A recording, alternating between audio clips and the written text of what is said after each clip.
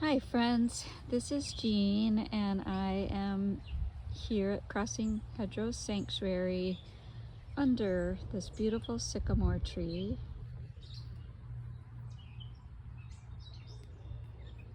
And I would like to read you a little story.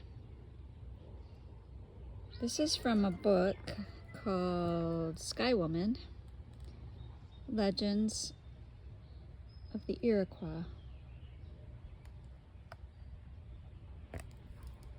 And this particular story is called The Star Dancers.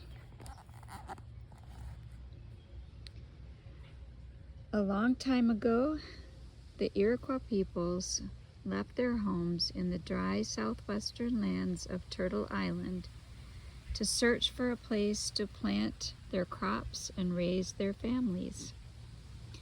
After many generations of wandering, they settled along the waters of what is now New York State. Their new homes were in a beautiful land marked by gently rolling hills, fertile valleys, and deep, clear lakes. They were pleased with the great forests of white pines and broad-leafed elms. The wood carvers and builders among them found that these trees made fine homes once they were cut and cleared of branches. Before they began their work, however, the builders thought carefully about what type of building would be best suited to the region. They came up with a building that was comfortable, easy to construct, and large enough to hold many families. It was to be called a longhouse, and in time would symbolize all the Iroquois tribes. The people of the longhouse became wealthy in their new land. They cleared large parts of the forest so they could plant their crops of corn, beans, and squash. Their luck was good as year followed year of bountiful harvests. After some years, they began to take their fortune for granted. They forgot the ancient ceremonies of Thanksgiving the Creator had taught them. They became jealous of each other and began to quarrel and fight.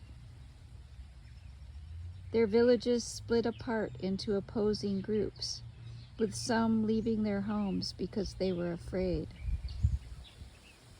The children suffered most from the hurtful ways of their parents.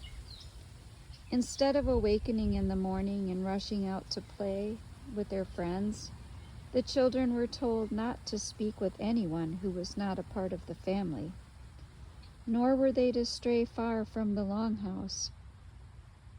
If they disobeyed, the parents cut thin willow branches to whip them on their legs and backs. Many times, children were sent to bed without dinner. In one village lived a group of 7 young boys and girls. They had heard stories from their grandparents about the old days when the people were happier because everyone shared stories, songs, and the fruits of their work.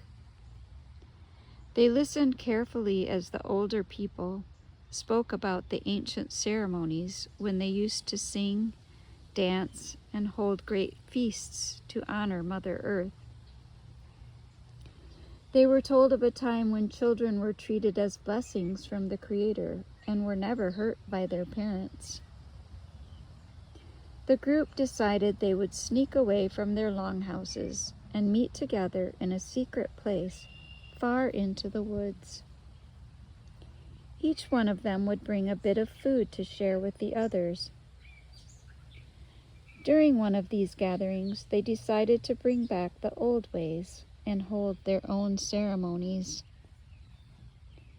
The children chose one of the boys among them to be the guardian of the ceremonies. His name was Broken Ice. He would now be called a faith keeper and would have the task of speaking for the entire group. Since this was a serious responsibility, Broken Ice felt he needed someone to work with him. The group agreed and chose Bright Day, a young girl, to be the second faith keeper. Holding a Thanksgiving ceremony is not a simple thing. The children would have to learn many songs.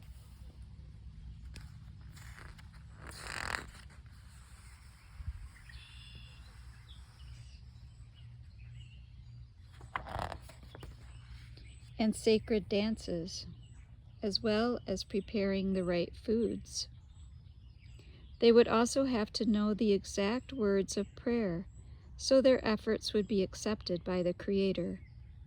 The preparations took many weeks.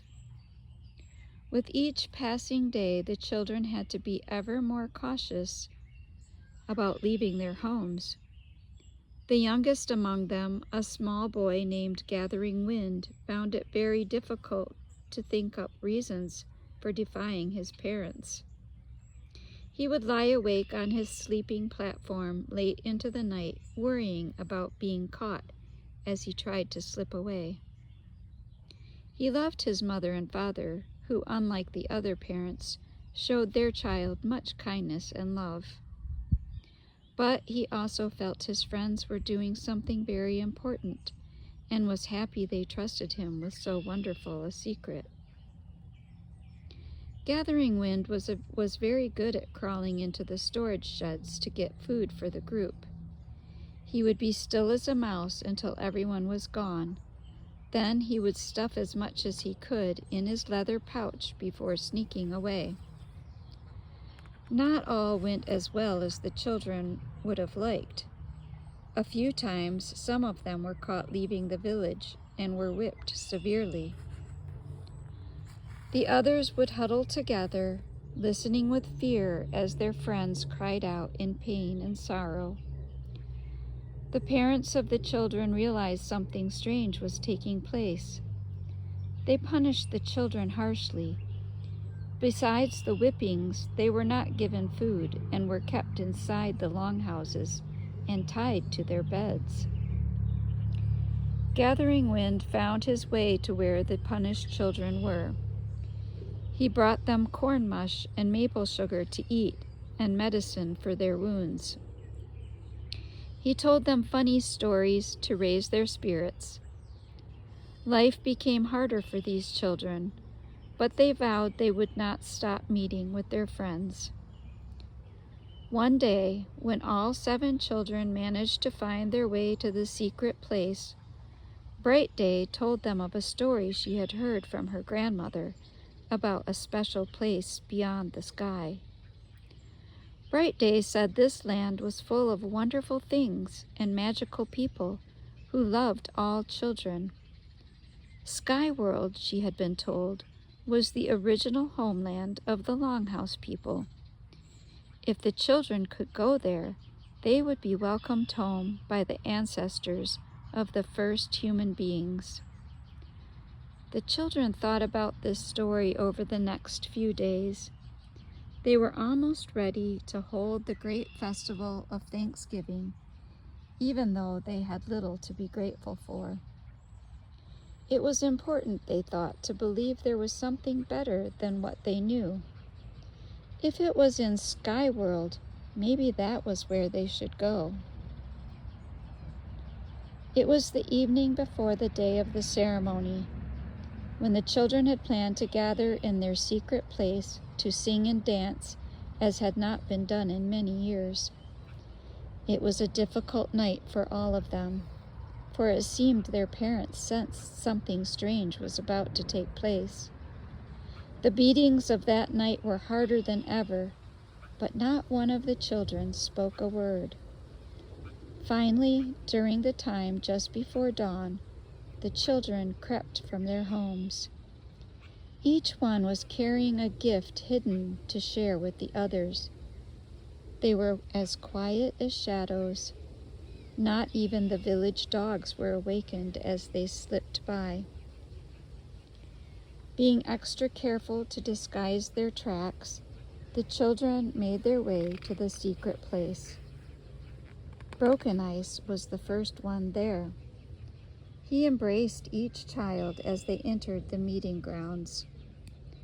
When all were present, he built a small fire in the clearing and took a handful of sacred tobacco from his pouch. One by one, the children touched the tobacco. Broken Ice then began to place the tobacco into the fire as he spoke the Thanksgiving prayer he had learned from his grandfather.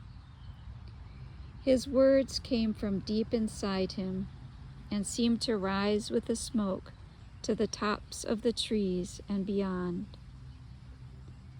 The children thought carefully about Broken Ice's prayer. They seemed to come to a mysterious understanding of what they must do to escape from their painful lives. When Broken Ice finished, Bright Day asked the children to gather in a circle. The dance was about to begin. The children joined hands and began to chant in unison. Their song was one of sadness for their families and of a great longing for the sky world and the love of their ancestors.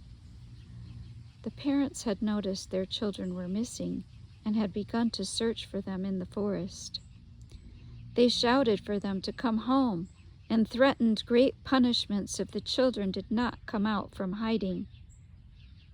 One of them noticed the smoke rising from the children's fire and called the others. Soon they would find the secret place.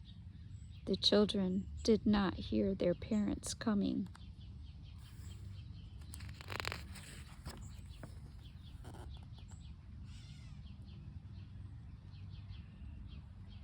They were singing to the Creator with all their hearts, giving thanks for being alive and asking Holder of Heavens to bring them to Sky World.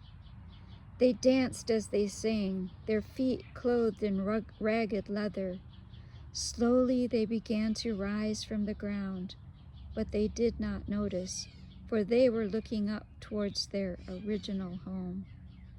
They sang and danced, rising ever higher, feeling the great joy of being the children of the sky. Their parents heard the children's chants and watched with amazement and alarm as the children danced above the trees, then higher still as with each song. The parents cried out, first in anger, then in despair, as the children went further into the sky. They heard the words of the songs and suddenly understood the harm they had caused the children. Gathering Wind's parents felt more grief than the rest. They had truly cared for their son and had never struck him. His mother wept as she called for Gathering Wind to return home. He heard her calls as he ascended to the sky.